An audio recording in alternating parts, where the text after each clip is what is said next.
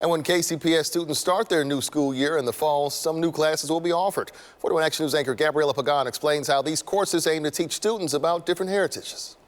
To see themselves reflected back in the literature they're to study, high school students across the Kansas City Public School District will have the opportunity to take Black history and Hispanic heritage courses next school year. These classes are unique because I'm exposed to my African culture, and that helps me with my identity as a Black person. So it really helped me find who I am.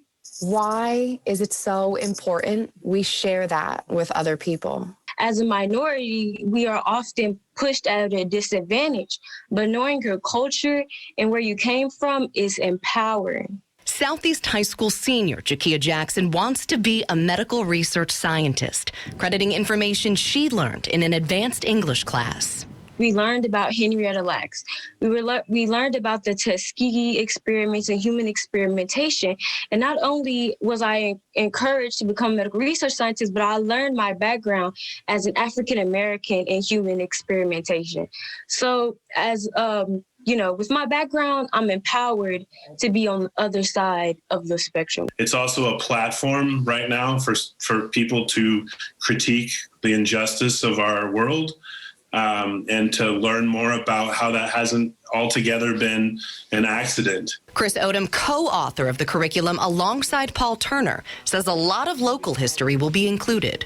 That's one thing I'm excited about, telling these local stories about, the Westport, Battle of Westport during the Civil War, African Americans being involved with that. This is a history of just being around the ground that we live on, and students being excited that they stand on they stand on the shoulders of giants. With the goal of challenging what they call the literary canon. To make sure that the literary canon represents the true voices that are part of our nation instead of only a few. Telling the true history of our nation and all who are a part of it. It wasn't until I got to college that I started realizing my history was missing in these textbooks. My history was missing basically just hearing my teachers teach. A point they all agree on.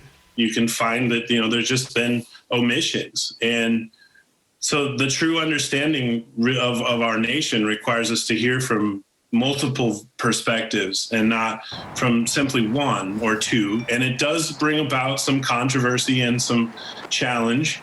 And that's the goal I would see of education. In Kansas City, Gabriella Pagan, 41 Action News.